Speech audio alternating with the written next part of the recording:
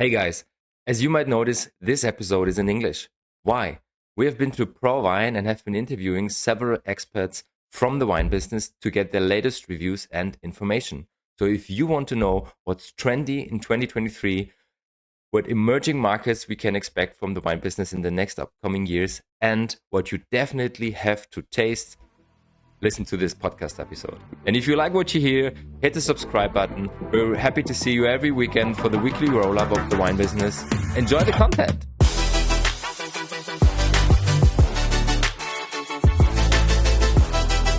The next interview is with Charlotte Reed, General Manager Marketing of New Zealand Wine.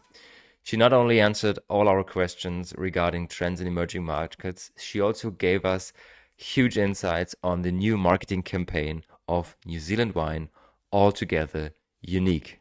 Charlotte, thank you so much for your time. She gave us 20 minutes of her really valued time. Thank you very much. And right now, enjoy the interview. I'm here with Charlotte Reed from New Zealand Wine. Thank you so much for your time. Before we start in our questionnaire, she would love to talk about her new project, her baby, Altogether Unique. So tell us something about it, please. I'm really interested. Not my baby, it's our industry's baby. So we asked ourselves at New Zealand Wine Growers, what makes us unique? How are we different from wines of Chile, wines of Argentina? If you looked at our marketing materials previously, when we described our wines, they were all starting to sound the same. Premium, sustainable, diverse. So our exercise was to define the brand essence. What makes New Zealand wine unique? Mm-hmm. And so it was a really interesting exercise, workshopping across our whole industry. Because New Zealand Wine Growers is the body of our wineries and our wine growers. And then we tested on consumers in our largest export markets, the UK and the US. And we got to where we arrived at ProWein here. You can see up there our new logo embodies that brand essence. So we distilled it down to three elements: purity, innovation, and care. And there's not one element that makes New Zealand wine unique. It's a collection of factors that, I guess, serendipitously collide. So no one can take away from us our southerly location in the South Pacific, our intense UV light, our cool nights and our warm days, our relatively young geological soils, and our people. And all those factors together with our innovative spirit and the care for the land, looking after the land for future generations, our pursuit of doing things sustainably and always trying to improve. Together, those three characteristics are embodied in our new logo. So our tagline is altogether unique, with three elements coming together. And our stand at ProWein, we are really proud to embody. Congrats on that. Yeah. What would you consider as the main markets for New Zealand wine? You said UK? Yes, so the UK is our oldest, most established export market. Since the late 1980s, we've been exporting here. But most recently, the United States has leapt into number one position and is our largest export market, followed by Australia. So totally our exports in New Zealand dollars are tracking about 2.4 billion New Zealand dollars a year, and 800 of that would come from the United States.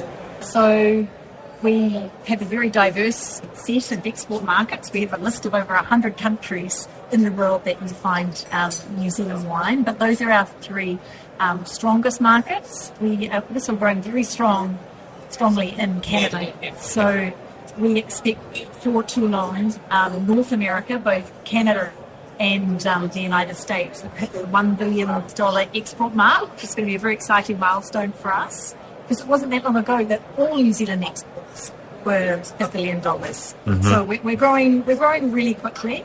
China is also a market that we entered probably within the last 20 years. So as New Zealand Wine Growers, the industry body, we have market managers in the markets where we are established and want to protect, but also in the markets that we want to grow. So we have a market manager in the UK, looking after Europe, in the United States, in Canada, but also China, because this is a market that we are developing for the future. Did you discover a larger interest or demand in China after the introduced fees to Australia? Not significantly, because Australian wine is predominantly red. It's exported to China, whereas our strength is white wine, and the majority of the export, 80% is Sauvignon Blanc. Our price points at a premium link to the average of Australia, so not significant. Good. So let's head over to the 3 questions, if it's fine for you. What would you say are the main trends for 2023 in general for wine business? 23. Well, we're coming out of a pretty challenging time for just the world in general, but business and the wine business. We've come out of the pandemic. Suddenly we have no barriers to conducting business here at ProWein. For the first time since 2019, we've had it for the year, so that's really exciting. We can travel more freely. We're masks on planes, so it's fabulous. So people are getting out and about. So the trends, though, in this opening up is that we still have increasing costs of doing business. Everyone is facing inflation globally. So I think trends for this year in wine specifically is that people are probably going to be a bit more discretion in their wine purchases. I hope that they come to a country like New Zealand wine because they think I'm going to drink less, but I'm going to drink better. Because we all know that when you buy a bottle of New Zealand wine, you won't be disappointed. It's worth the price. So I think in terms of trends, we're going to see the global economy take a bite. We didn't know what was going to happen when the pandemic hit in terms of wine consumption. It could have gone in one of 2 ways. We were all very lucky that people in their homes chose to drink wine as a way of prolonging the pandemic. So who knows what will happen this year? And I think there are headwinds in that respect. I think post-pandemic, people are making purchases, and started during the pandemic, making purchases aligned to their values, perhaps buying local, wanting to give back to the world, making purchases that are more aligned to sustainability goals, perhaps looking after the planet. So I think people are going to be making more informed decisions. They want to have more information in the market, and be on the back label, or they want to go back more to the source. So how is that product made, and does it align with my values? So I think storytelling is going to be more important than ever before. And gosh, I haven't got into too much of the world of digital marketing. I'm not a digitally native person, but I think that trends for any wine brand wanting to market themselves, if you've got to be digitally literate, and that is how stories are told. Video is king. So while telling authentic stories, talking about your place, your special place, that's what the consumer wants to see. Do you see a rising demand in no alcoholic and non-alcoholic wines? Oh, yeah, I absolutely should mention that. Yeah, we are really excited in New Zealand about this whole area. We invested almost 8 years ago, perhaps a bit longer, in a lighter wine project. It was the biggest research study that New Zealand wine growers, that our organisation, has ever funded, because we knew that consumer tastes are changing. People, either for health reasons, economic reasons, just general busy lifestyle, they need to have moderation occasions. They're going to just change. And I think also the beverage industry is evolving quickly, and you're getting products now that tell provenance just as well as wine has always done. So you get craft beer, craft spirits, all of these wonderful messages of provenance. So it's competition for share of throat. It's a bit, whether it be alcoholic or whether it be things that aren't alcoholic. So I think we've got to really look at this and not rest on our laurels. But coming back to the low alcohol, we invested in that project because we knew consumers' tastes were changing. We were looking at helping the industry understand how we could naturally lower alcohol levels in wine by plucking leaves. So the plant has this photosynthetic capacity, so you're producing grapes of beautiful flavour, but with less sugars, so less alcohol. But fast forward to the end of the project, the world had moved on. People just didn't want a wine that was reduced from 13% to 9%. Consumers actually wanted a product that's got no alcohol at all. So it's a really fast-moving space. It's really exciting to see. We have wineries who are doing very well in this space. Thyssen is a 0% wine. They're originally from Germany, the Thyssen brothers. It's a really neat story that the alcohol that they take out of their wine, they then ferment, distill, and make a gin called Strange Nature. Okay. So that's quite interesting too in terms of trends. I think you'll also see companies that perhaps were just a wine company may move into other beverage categories as well, because they are following the consumer. Because a wine consumer doesn't just drink wine. Yeah. They may drink other beverages in their repertoire. You already talked about your future markets for New Zealand itself. What are your personal emerging markets for the future? I've worked in my career in lots of emerging markets. I used to promote New Zealand wine in India, in China. This is 2010. They love our New Zealand wine story, and you can see that points of distribution for wine in these emerging markets. They are expanding. India is really exciting. China we've talked about. Hong Kong, which was always a hotbed, a trend-setting area for the Asian region. It's had a lot of upheaval in the last couple of years. Starting to see a resurgence in Singapore as a result. South Korea is really booming. I used to go to South Korea quite a lot, selling New Zealand wine 10 years ago, and that's really booming now. It's right next to Japan, which is is the trend-setting country of Asia. So maybe there's a bit of osmosis happening there. Who knows? But I have strong faith in the Asian markets. Malaysia, Vietnam, Philippines, they're close to our part of the world. And as I said earlier, people are wanting to make choices that are sort of not too far away from home. As a country, I think we need to really develop those Asian markets in addition to our established markets. So it sounds like there are some shifts from, let's say, beer-focused markets like Japan or something to wine. Yeah, slightly. Well, Japan have become rapidly sophisticated in, firstly starting with France. They know so much about Burgundy. When I used to do Pinot Noir master classes there, their reference point is always back to France. They know their wine. Okay. So it's about just giving them a broader picture about what the wine market is. And as a wine growing country, what would you say we should have an eye on the next years? Wine producing country? Yeah, as an emerging market. I have seen a huge emergence in Georgian wines. They've become very active in their marketing.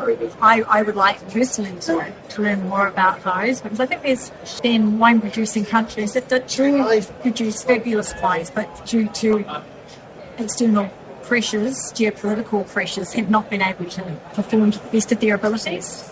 The likes of Hungary, for example, a very long producing heritage of drinking wine, had, bumps in the road. Lebanon, for example, beautiful wines coming out of that part of the world. What region should I definitely try and taste? From New Zealand? Which one? Do you have a specific one? Well, we have 10 wine regions. Okay. Yeah, I'm proud of them all. I come from Hawke's Bay, and that is a wine region. It's New Zealand's oldest wine region, which is most famed for its full-bodied red varieties, Merlot, Cabernet, Syrah.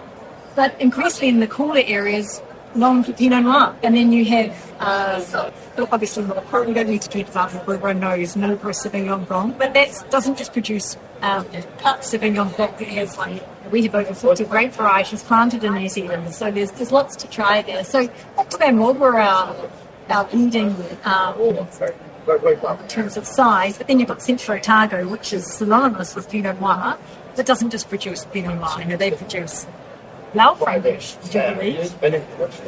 Yeah. So we have lots of people experimenting. But the region I went to for the first time is Waitaki Down, which is close to Mount Cook, which is our highest mountain in New Zealand. Beautiful area, and it produces gorgeous Pinot Noir and Chardonnay. I would try that. And North Canterbury, which is just above Christchurch, similar. It strikes me as similar to Hawke's Bay in terms of topography. A mixture of farming and vineyards, very, very good with their limestone soils, the Pinot Noir and Chardonnay. Nelson, I used to say that Hawke's Bay was the sunniest place in New Zealand growing up there, but I was an absolute liar. It's not, it's Watson. And they produce amazing wines, but their Chardonnay in particular is to be sought out. Gisborne, first place in New Zealand to see the sun, was known as the Chardonnay capital of New Zealand, and they've had a hard time with it of late. The East Coast has been very affected by adverse weather this year. And then I'm based in Auckland now. I can't forget Auckland. Auckland's got 3 sub-regions. Waiheke Island, which does amazing style varieties. West Auckland, the likes of Kiwi River, some of the most famous Chardonnay of New Zealand comes out of West Auckland, and then a region called Matakana. Further north, you've got Northland, beautiful wineries like the Landing based up there. So there you have it, 10 places you just have to say, because at New Zealand Wine Girls, I love them all. Did I say the Wairarapa? We skipped it. It's just above Wellington, so famed for its Pinot Noir. I guess if you're looking at Pinot Noir coming out of Marlborough, having more sort of raspberry fruit, Central Otago being more deep plum, the Wairarapa would be more earthy, forest floor, mushroomy, savoury characters. There's more warm climate Pinot than the Central Otago versions? So Central Otago is our only wine region with altitude. So you get thick skins and more dense flavours. Whereas everywhere else, you would say, is a maritime climate. Mm-hmm. So no wine region is more than 120 kilometres from the sea. And most of our wine regions are very close to the sea. So you have that moderating influence of the sea. Wairarapa, it's Wellington, it's called Windy Wellington. And Wairarapa is not very far from Wellington, so it can be a bit chilly there. But you need challenging climates to make the best wine. Maybe one more question, because you mentioned it. What do you see as the main challenges with Hawke's Bay right now after the severe flooding?